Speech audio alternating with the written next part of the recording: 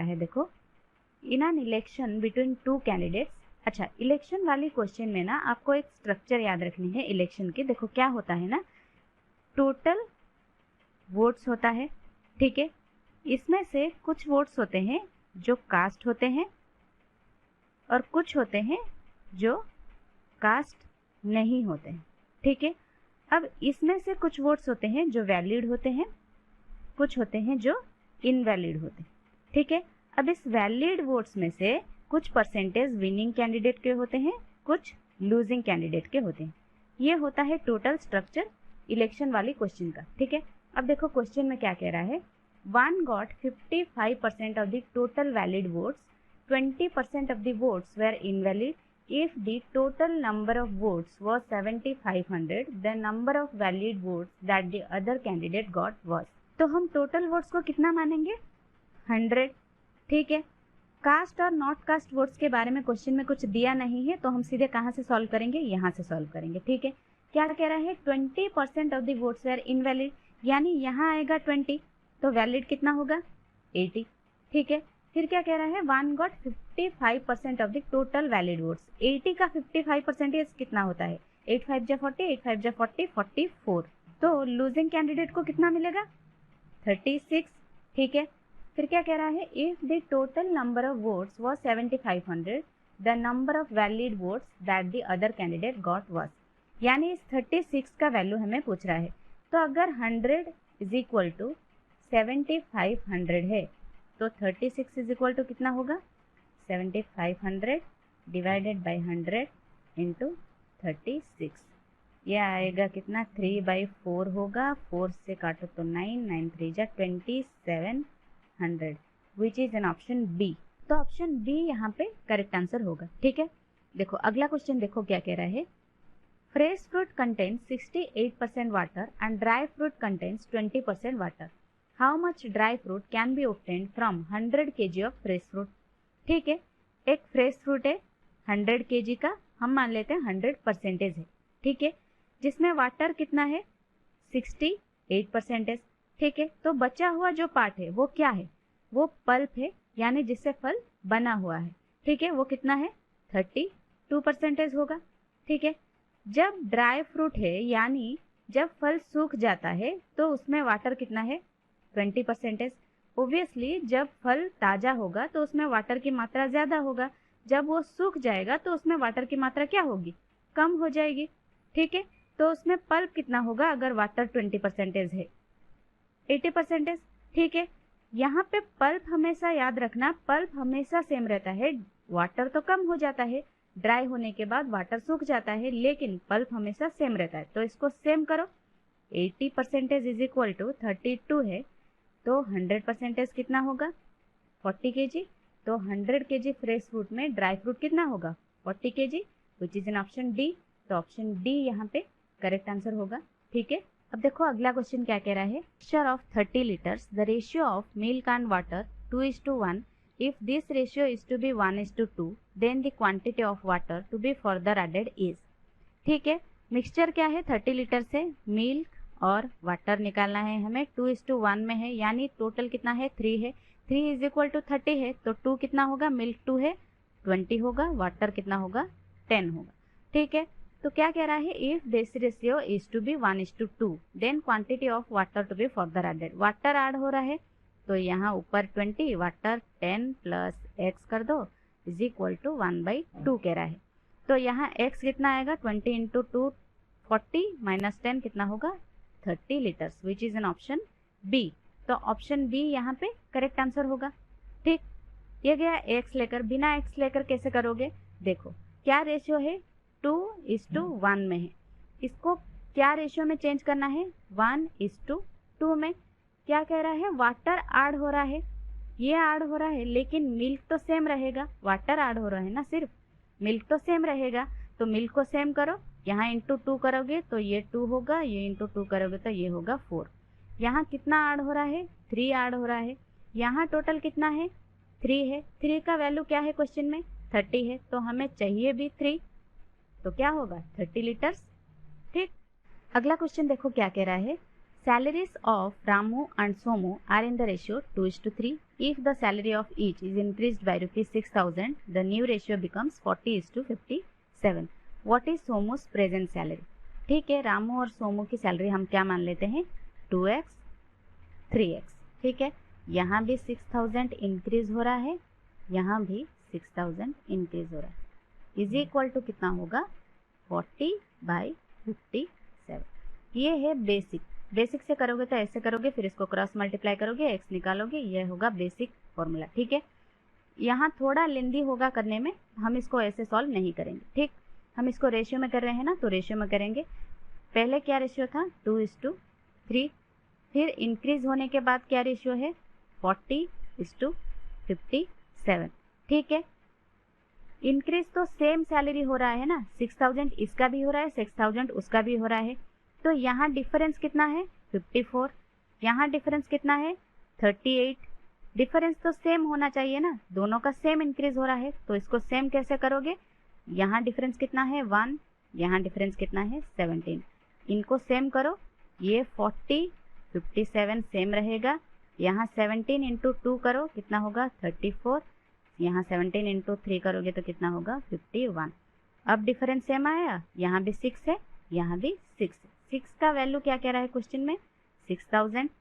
तो 51 क्या होगा? 51,000 प्लस इंक्रीज हो रहा है 6,000, 51 प्लस 6 कितना होगा? 57,000। या फिर आप डायरेक्ट यहाँ से भी कर सकते हो, 57,000। ठीक, विच इज इन ऑप्शन डी। तो ऑप्शन डी यहाँ पे करेक्ट आंसर होगा। ठीक है, अगला क्वेश्चन देखो क्या कह रहा है। If the cost price is 25% of the selling price, then what is the profit percentage? तो यहाँ पे हम एसपी को 100 लेंगे। एसपी मान लो 100 है, कॉस्ट प्राइस क्या कह रहा है? 25% यानी 25 होगा, तो प्रॉफिट कितना होगा? 75। तो प्रॉफिट परसेंटेज यहाँ से कैसे निकलेगा? 75 divided by 25 into 100 which is equal to, यहाँ 3 से कटेगा तो 300%, विच इज इन ऑप्शन सी। तो ऑप्शन सी यहाँ पे करेक्ट आंसर होगा। ठीक है, देखो अगला क्वेश्चन देखो क्या कह रहा है। A shopkeeper sells 2 articles at rupees 1200 each, making a profit of 20% on the first article and a loss of 20% on the second article. Find the net profit or loss that he makes. ठीक है, इसके 3 तरीके हो सकते हैं। देखो पहला तरीका क्या होगा? एसपी क्या होगा? अगर प्रॉफिट 20% है तो एसपी क्या होगा? 120। 120 का वैल्यू क्या कह रहा है क्वेश्चन में? 1200। तो सीपी 100 कितना होगा? 1000। ठीक है, दूसरे केस में लॉस 20% है, तो एसपी कितना होगा? 80 इज इक्वल टू 1200। तो सीपी 100 इज इक्वल टू कितना होगा? 8 से काटो तो यहाँ 15 आएगा, 1500। ठीक है, तो यहाँ टोटल सीपी कितना है? 2500 और टोटल एसपी कितना है? 2400। तो क्या हो रहा है? 100 का लॉस हो रहा है, किस पे? 2500 पे इंटू 100, यहाँ 0 0 कट गए, 25 से काटो तो 4% लॉस हो रहा है। ठीक है, दूसरा तरीका देखो क्या हो सकता है। प्रॉफिट क्या है? 20%। 20% का फ्रैक्शन वैल्यू क्या होगा? 1/5। तो प्रॉफिट यहाँ 1 है 5 के ऊपर, तो अगर सीपी 5 है, प्रॉफिट क्या होगा? 1 है, तो एसपी कितना होगा? 6। सिमिलरली 20% लॉस हो रहा है यानी 1/5। 5 अगर सीपी है, 1 लॉस हो रहा है, तो एसपी क्या होगा? 4 होगा। लेकिन एसपी तो सेम है, क्वेश्चन में 1200 ईच कह रहा है, तो इसको सेम करो, यहाँ पे इंटू 2 करो तो 12 होगा, यहाँ पे इंटू 3 करो तो 12 होगा। 2 करो तो 5 इंटू 2 10, इंटू 1 इंटू 2 2 और 6 इंटू 2 12। यहाँ पे इंटू 3 करोगे तो ये होगा 15, ये होगा -3, ये होगा 12। तो लॉस क्या हो रहा है? 1 किस पे हो रहा है? ये दोनों कितना है? 25 इंटू 100, क्या आया? 4%। ठीक है, अब तीसरा तरीका देखो क्या हो सकता है। जब प्रॉफिट और लॉस दोनों सेम परसेंटेज दिया हो, वहाँ पे एक फॉर्मूला होता है A + B + AB/100। कुछ लोग इसको x + y + xy/100 भी कहते हैं, दोनों सेम ही है। ये A और B क्या है? जो दो प्रॉफिट और लॉस हैं, ठीक है। यहाँ पे 20 आएगा ए, माइनस 20 होगा क्योंकि लॉस है, माइनस क्या होगा ए बी, क्या होगा 20 इंटू 20 400, डिवाइड बाय 100 करोगे तो 4 होगा। तो ये 20 कट जाएगा, बचा क्या -4, यानी 4% क्या हो रहा है, लॉस हो रहा है, ठीक है। ये 3 तरीके हैं, ठीक है। अब देखो अगला क्वेश्चन क्या कह रहा है। A merchant buys 2 articles for ₹600. He sells one of them at a profit of 22% and the other at a loss of 8% and makes no profit or no loss in the end. What is the selling price of the article that he sold at a loss? ठीक है, दोनों को 600 में खरीद रहा है, ठीक है। देखो इसको हम कैसे कर सकते हैं, सीपी प्रॉफिट और एसपी। सीपी को मान लो 100, प्रॉफिट एक केस में कितना है 22 है, तो एसपी कितना होगा 122। दूसरे केस में सीपी भी 100, लॉस कितना है 8%, तो एसपी कितना होगा 92, ठीक है। क्या कह रहा है, मेक्स नो प्रॉफिट और लॉस इन दी एंड कह रहा है, यानी नो प्रॉफिट नो लॉस कब होगा, जब प्रॉफिट और लॉस दोनों सेम होंगे। तो यहाँ हमें सेम करना पड़ेगा, इंटू यहाँ 4 करो, यहाँ इंटू 11 करो, तभी सेम होगा। तो यहाँ सीपी इंटू 4 करोगे तो 400, इसको 4 करोगे तो 88, इसको 4 करोगे तो 4 दूनी 8, 4 दूनी 8, 4 के 4। यहाँ इंटू 11 करोगे तो 1100, यह आएगा 88 और ये आएगा कितना 11 करोगे तो 2, 9 2 11 और 11012, ठीक है। यहाँ पे टोटल सीपी कितना है 1500। क्वेश्चन में टोटल सीपी क्या कह रहा है 600, तो 1500 इज इक्वल टू 600 है, तो क्या पूछ रहा है, what is the selling price of the article that he sold at A loss, यानी 1012 की बात कर रहा है। तो 1012 इज इक्वल टू 6/15, ये 0000 कट जाएंगे, इंटू 1012। यहाँ 3 से काटो तो 2, 3 से काटो तो 5, 2 2 ज़ा 4, 2 1 ज़ा 2, 0 2 1 ज़ा 2, 5 से काटो तो 5 4 0 5 4 5 8 ज़ा 40, तो 404.80 which is in option B. So option B यहाँ पे करेक्ट आंसर होगा, ठीक है। इसको एक और तरीके से भी कर सकते हो, मिक्सचर एंड एलिगेशन के तरीके से भी कर सकते हो, वो एक कॉन्सेप्ट होता है जो हम आगे जाके सीखेंगे, ठीक है। देखो वो कैसे होता है, क्या कह रहा है 20% प्रॉफिट एक तरफ है, दूसरे तरफ क्या है 8% लॉस है, ओवरऑल क्या है 0, क्योंकि no profit no loss in the end कह रहा है। तो यहाँ आएगा 22, यहाँ आएगा 8, ये इसको काटो तो 4, ये इसको काटो तो 11, तो ये कितना है टोटल 15। 15 is equal to 600। यहाँ हम सीपी की बात कर रहे हैं, ठीक है, 600 जो है वो सीपी है। तो क्या पूछ रहा है, लॉस की पूछ रहा है, इसकी बात कर रहा है, तो 11 इज इक्वल टू कितना होगा 440। ये 440 जो है ये क्या है, ये सीपी है। 8% लॉस निकालो इसका, 8 4 जा 32, 8 4 जा 32, 3 35, 35.2। 440 से 35.2 माइनस करोगे तो यहाँ आएगा 0.8, यहाँ आएगा 404.8 आए, ठीक है, which is in option B, ठीक है। अभी देखो नेक्स्ट क्वेश्चन क्या कह रहा है, a man offers a discount of 20% on selling an article and still makes a profit of 12%। What is the cost price of the article marked at ₹280। तो ये एमपी और डिस्काउंट का क्वेश्चन आ गया।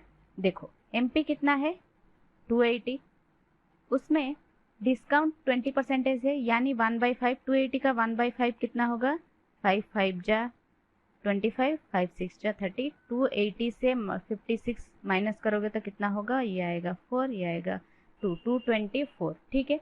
224 selling price होगा, लेकिन यहाँ पे profit 12% कह रहा है। मान लो 100 सीपी है, प्रॉफिट 12 है, तो एसपी कितना होगा 112। 112 इज इक्वल टू 224 है, तो 100 कितना होगा 200, सीपी निकल कर आया, which is in option C. So option C यहाँ पे करेक्ट आंसर होगा, ठीक है। A and B invest in a business in the ratio 3:2। If 5% of total profit goes to charity and A share is ₹855, the total profit is, ठीक है। यहाँ total profit हमें नहीं दिया है, टोटल प्रॉफिट मान लो 100 है, 5% चैरिटी के लिए चला गया, बचा कितना 95, ठीक है। इसमें से ए का शेयर क्या होगा 3/5 इंटू 95, यही होगा ए का शेयर। जो क्वेश्चन में क्या कह रहा है, एक आंसर 855 है।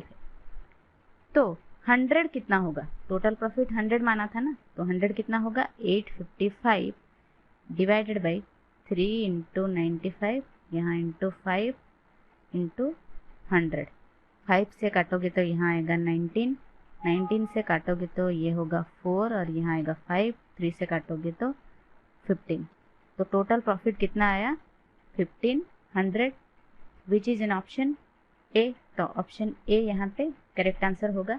ठीक है। In Varun's opinion his weight is greater than 65 kg but less than 72 kg. His brother does not agree with him and he thinks that Varun's weight is greater than 60 kg but less than 70 kg. Okay, so first of all from these two lines what can be the weight of Varun? From 66 to 69, right? Because his weight should be greater than 65 and less than 70. So we took here 66 to 69, right?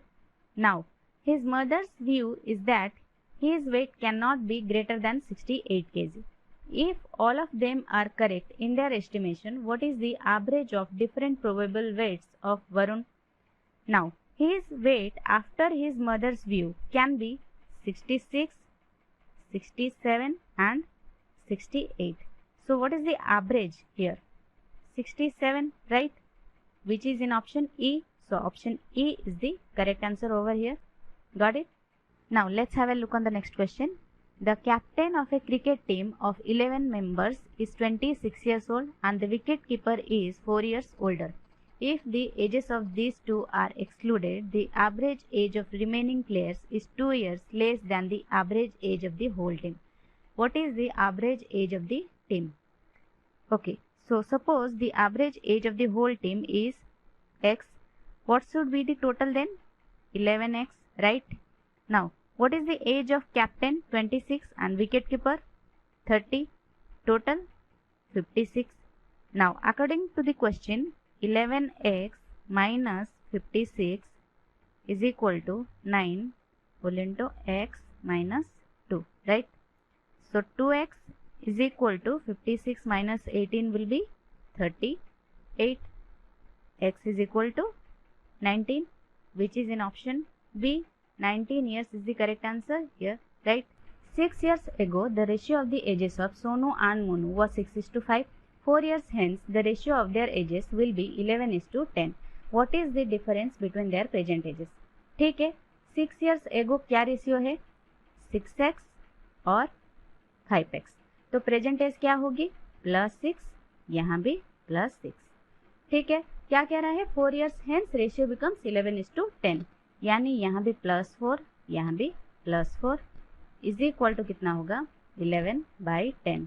यहाँ 10 into 6 60x, यहाँ 11 into 5 55x, minus करोगे तो 5x is equal to कितना होगा? 10 into 10 100, 11 into 10 110, minus करोगे तो 10.